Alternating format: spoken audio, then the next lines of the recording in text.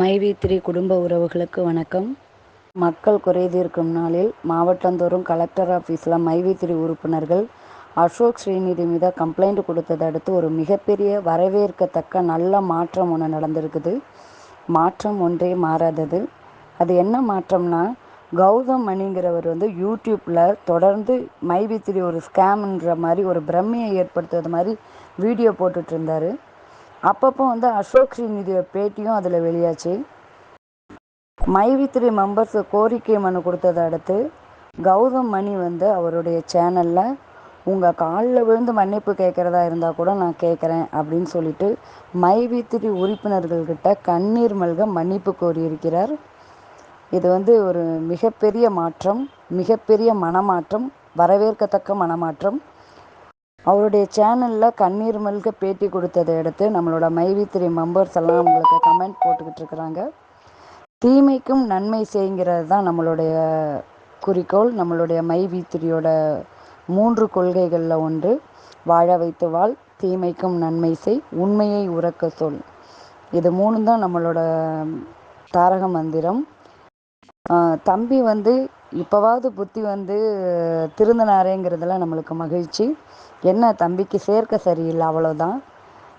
தம்பி இப்போவாவது ஒரு நபரையோ ஒரு நிறுவனத்தையோ குறை சொல்கிறதுக்கு முன்னாடி நல்லா யோசித்து உங்ககிட்ட பேசுகிறவங்க முதல்ல உண்மையானவங்க தானா, அவங்களோட நோக்கம் நல்ல நோக்கமாக, ஒரு சமூகத்துக்கு நல்லது நினைக்கிற ஒரு நோக்கமாக அப்படிங்கிறத முதல்ல ஆராய்ச்சி பண்ணிவிட்டு அதுக்கப்புறம் நீ வீடியோவாக போடணுங்கிறது இந்த அக்காவோட கோரிக்கையாக ஏற்றுக்கோ.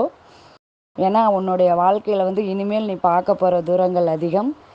நீ ரொம்ப சின்ன பையனாக தான் இருக்கிற. ஆனால் இனிமேல் உன்னுடைய வாழ்க்கையில் நீ எந்த விஷயத்தை பற்றி பேசினாலுமே ஒரு எச்சரிக்கை உணர்வாக இந்த மைவி3 உனக்கு இருக்கணும். எப்பொருள் யார் யார்வாய் கேட்பினும் அப்பொருள் மெய்ப்பொருள் காண்பது அறிவு. இந்த திருக்குறளை நீ நல்லா படித்து உன்னுடைய வாழ்க்கையில் இனிவரும் காலங்கள்லையாவது கடைப்பிடிக்கணும்னு கேட்டுக்கிறேன்.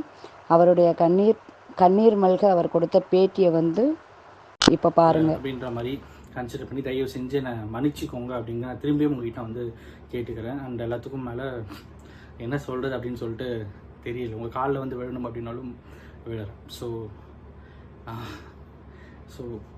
நம்ம இந்த சேனலுடைய மெயின் மோட்டிவே ஸ்கேம் அவேர்னஸ் கொடுக்கணும் அப்படிங்கிறதானே தவிர மற்றபடி ஒருத்தருடைய வாழ்க்கையை கெடுக்கணும், ஒருத்தரை கெடுக்கணும் அப்படிங்கிறதா கிடையவே கிடையாது. So please stop pulling me, ஓகேங்களா? ஸோ